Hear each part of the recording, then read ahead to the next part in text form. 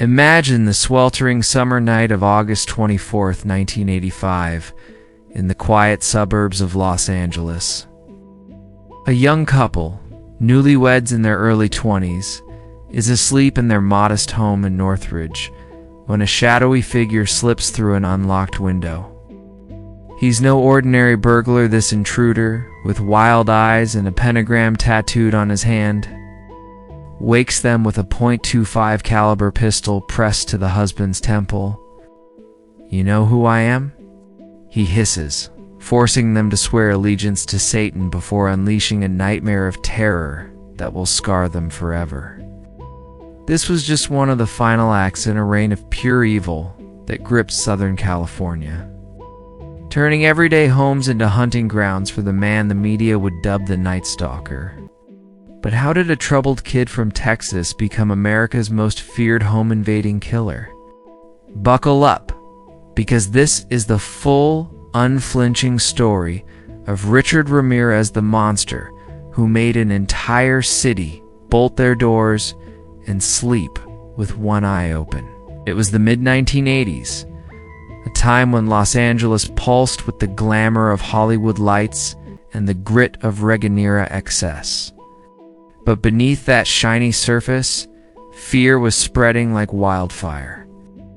The City of Angels had seen its share of darkness. Charles Manson-esque cult murders still haunted collective memory, but nothing prepared residents for the summer of 1985. Home invasions were spiking, and the attacks were savage. Throats slashed, bodies mutilated, satanic symbols scrawled in lipstick on walls and carved into flesh. Panic buying of guns and locks emptied stores overnight. Parents walked kids to school in groups, and the LAPD flooded neighborhoods with patrols. This wasn't random crime. It was a predator on the prowl, striking under cover of night, targeting the vulnerable in their sanctuaries. From the misty hills of San Francisco to the sprawling valleys of LA County, no one felt safe. The media frenzy dubbed him the Valley Intruder, the walk-in killer, but soon one name stuck: the Night Stalker. And at the center of it all was Richard Ramirez, a drifter fueled by cocaine, Satanism, and an insatiable hunger for chaos. To understand the Night Stalker's victims, you have to see them not as statistics, but as real people, grandmothers dozing in their apartments, young professionals coming home from late shifts, families tucked in for the night. They spanned ages, races, and neighborhoods, chosen not for who they were, but for the unlocked windows and doors that invited death inside. There was 79-year-old Jenny Vinco, a widowed retiree in Glassell Park, living quietly after decades of hard work. Or 34-year-old Dale Okazaki, an ambitious payroll clerk, sharing a condo with her roommate Maria Hernandez, both women building lives in Rosemead's working-class bustle. Wajian Veronica U30 was a bright elementary school aide. Pulling into her Monterey Park driveway after a long day, her car lights cutting through the dusk. Vincent and Maxine Zazara, a couple in their 60s and 40s in Whittier. He a retired cop turned security guard. She, a legal secretary, pillars of their community, unaware their home had been cased weeks earlier. William Bill Doy, 66, a lab technician in Monterey Park, and his wife Lillian, 56, empty nesters enjoying their golden years. Mabel Ma Bell, 83, and her invalid sister-in-law, Florence Nettie Lang, 81, two elderly women in Monrovia, frail but feisty, surrounded by family photos in their cozy bungalow. Patty Elaine Higgins, 32, a waitress in Arcadia, single and scraping by. Mary Louise Cannon, 75, a church-going widow in Arcadia, her home a stone's throw from Higgins. Joyce Lucille Nelson, 61, a quiet resident of Monterey Park, perhaps walking her dog that fateful evening. Max and Leela Needing, 68 and 66, a retired couple in Glendale, their flower garden, a labor of love. Cheney Chain Gutierrez, 43, a machinist in Monterey Park, father of 3, unwinding after work. And finally, Elias Abawath, 35, a warehouse manager in Diamond Bar. With his wife Sakina, 27, and their infant son sleeping nearby. These weren't just names on a police blotter. They were lives interrupted in the most brutal way imaginable, their stories weaving the fabric of a city under siege. The horror began quietly, almost invisibly. On April 10th, 1984, in the seedy Tenderloin district of San Francisco, 9-year-old Mei Lun, a Chinese-American girl from a struggling immigrant family, was playing in the hotel lobby where Ramirez crashed for free. He lured her to the basement with a promise to help find a lost dollar, then unleashed hell. He beat her. Tiny frames strangled her until her eyes bulged, raped her savagely, and plunged a switchblade into her chest before hanging her partially nude body from a pipe by her blouse. It would be 25 years before DNA tied him to this atrocity, a secret kill that kicked off his spree. 2 months later, on June 28, 1984, in Glassell Park, Jenny Vinco stirred in her sleep as Ramirez pried open her window, screen leaving his fingerprint behind like a taunting signature. He slashed her throat so viciously with a kitchen knife that he nearly decapitated her, the blood soaking her bed as he rifled through her jewelry box for drug money. Her body wasn't found for 2 days, throat gaping, a harbinger of the savagery to come. The floodgates opened in 1985, on March 17th, in Rosemead. Maria Hernandez pulled into her condo parking lot around 11:30 p.m., keys jingling, unaware of the figure lurking in the shadows. Ramirez lunged, firing his .22 caliber handgun point blank at her face. The bullet ricocheted off her key fob, grazing her. She crumpled, playing dead as he stepped over her and burst inside. There, Dale Okazaki, fresh from a furniture warehouse shift, turned at the noise. Ramirez shot her square in the forehead, her brains splattering the wall as she slumped lifeless. Less than an hour later, in Monterey Park, he spotted Veronica Yu's yellow Toyota signaling a turn.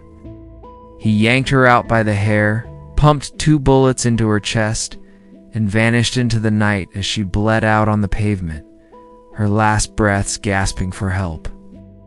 An hour of double murder, and the city barely noticed yet.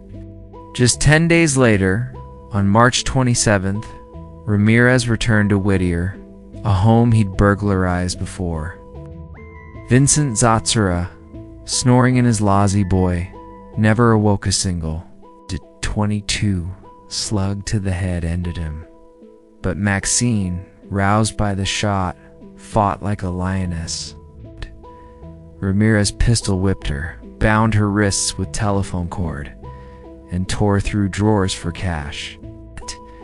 She wriggled free, grabbed her husband's empty revolver from the nightstand, and fired click, nothing. He unloaded 3 rounds into her chest, then stabbed her repeatedly in a frenzy, carving her body until her left eye popped out. He stuffed it into a jewelry box like a trophy, mutilating the other eye with a letter opener, leaving her corpse splayed in a pool of blood. Their bodies lay undiscovered for 2 days, the scene so grotesque that cops nearly vomited. April brought whispers of child abductions. On the 25th, a 6-year-old girl snatched from a Montebello bus stop, stuffed in a duffel bag, raped, and dumped in Silver Lake. On March 11th, wait, timeline slips, But early spring saw a 9-year-old boy kidnapped from his Monterey Park home, salted in Elysian Park. March 20th, another girl molested after a home break-in in Eagle Rock. These were the shadows before the storm. May 14th, Monterey Park again, Bill Doy's home. Ramirez crawled through an open window, gun drawn. He shot Bill in the face at close range. Older man collapsing but dialing 911 in his final lucid moments, gurgling, "Help me, ... intruder." Ramirez beat him senseless with a boot, then turned to Lillian, tying her up and raping her repeatedly while Bill wheezed his last. She survived, scarred but alive, her 911 call a faint lifeline. May 29th, Monrovia.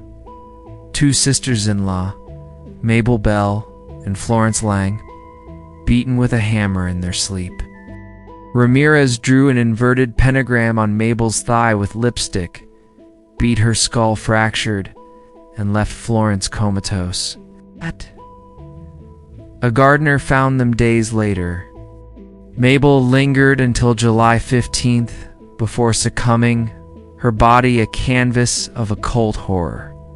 June 27th, Arcadia. Patty Elaine Higgins, asleep after her waitressing shift, woke to a knife at her throat. Ramirez slashed it deep, nearly severing her head, then fled with her earrings. Quick, clean, but no less brutal. July 2nd, less than 2 miles away in Arcadia, 75-year-old Mary Louise Cannon, a devout Catholic, interrupted his burglary. He slashed her throat ear to her blood spraying the walls as she clutched her rosary. The heat peaked on July 5th in Monterey Park, where Joyce Lucille Nelson, 61, was bludgeoned with a lamp and her throat carved open, left to bleed out alone. 2 days later, July 7th, Glendale, Max and Leela, needing the retired couple, gunned down in their bed. Ramirez shot Max in the face, stabbed him post-mortem, then turned on Leela 5 shots, then savage stabs that nearly decapitated her. Her head lolling as he wiped the blade on the sheets. July 20th was a rampage.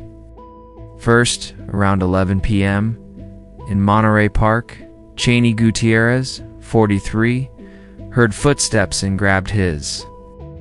357 Magnumba, Ramirez fired first, 3.25 caliber rounds to the face and chest.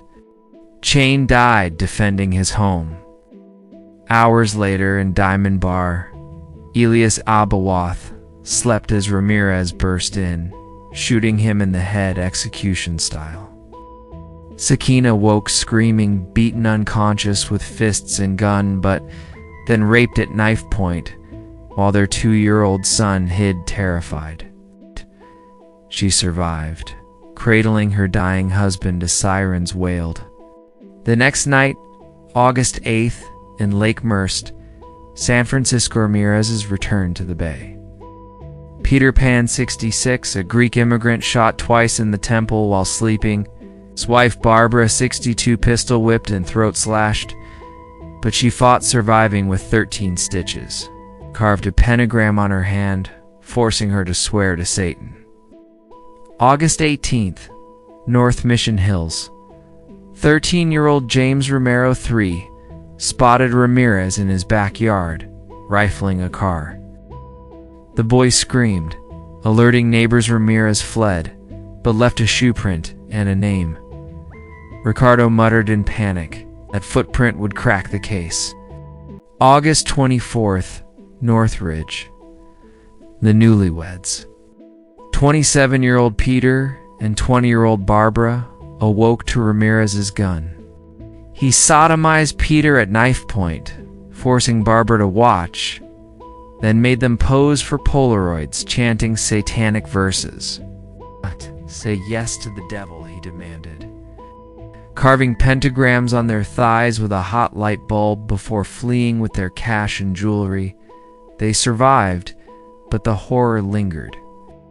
The investigation was a Herculean grind for the LAPD and task force, led by detectives like Frank Salerno. From the start, patterns emerged. AC/DC cassette tapes at scenes, Avia sneaker prints, 22 and 25 caliber bullets, pentagrams, and home invasions via windows or doors. Jenny Vinco's screen fingerprint run through Office in 1985's cutting-edge tech yielded a hit. Ricardo Ramirez, 25, with priors for burglary and car theft. But he was a ghost, no photo, no current address. Sketches circulated, but the break came August 18th with James Romero's Ricardo tip, matching the print to a Mexican national with a Satanist bent. On August 30th, the LAPD leaked Ramirez's name and mugshot from a 1984 traffic stop to the media. By morning, August 31st, in East Los Angeles, a gas station clerk spotted him buying ding-dongs, eyes darting. "That's the Night Stalker," she yelled. A mob of 100 swarmed him as he fled on foot, beating him bloody with pipes, bats and fists, stomping his teeth out until sirens arrived. Bloodied and broken, Ramirez flashed a crooked pentagram on his palm, grinning. "You don't understand? You're all going to die." Cuffed in an ambulance, the rain ended.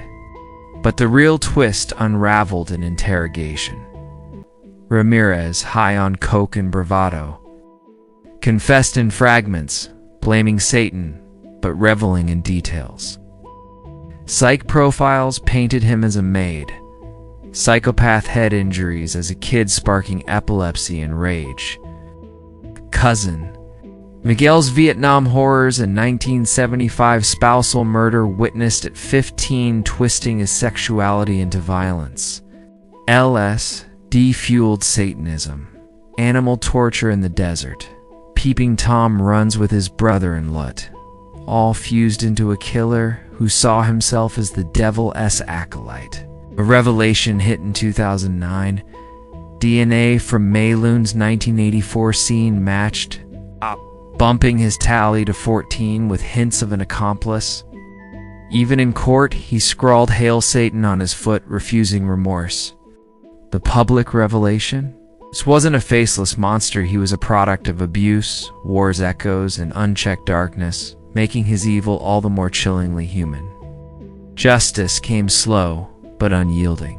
Arraigned in 1985, Ramirez's trial dragged from February 1989 to September. A circus of 200 witnesses, graphic photos, and his courtroom theatrics flashing pentagrams, muttering incantations. Convicted on September 20th, 1989, of 13 murders upped later, 5 attempted murders, 11 sexual assaults, 14 burglaries, guilty on all 48 counts. Sentencing on November 7th was damning.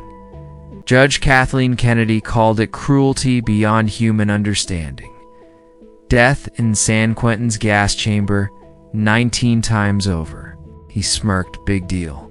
Death always comes with the territory. See you in Disneyland." Appeals dragged decades. He married Doreen Loy, a true crime journalist, in 1996, behind bars. But lymphoma claimed him first on June 7, 2013. At 53, he slipped away untreated, his body cremated in secret to thwart devil-worshipping fans. Closure for victims' families, bittersweet. Sakina Abawath spoke of faith healing wounds, but the scars remain. Loss slept easier, but the Night Stalker's shadow lingers, a reminder that evil often hides in plain sight. What shocked you the most about the Night Stalker's spree, the satanic rituals, the child victims, or how one fingerprint ended it all? Drop your thoughts in the comments below. If you're hooked on these bone-chilling true crime tales, hit that like button. Subscribe to Crime Justice for weekly deep dives into America's darkest cases, and turn on notifications so you never miss an upload. Justice demands we remember. Stay safe out there.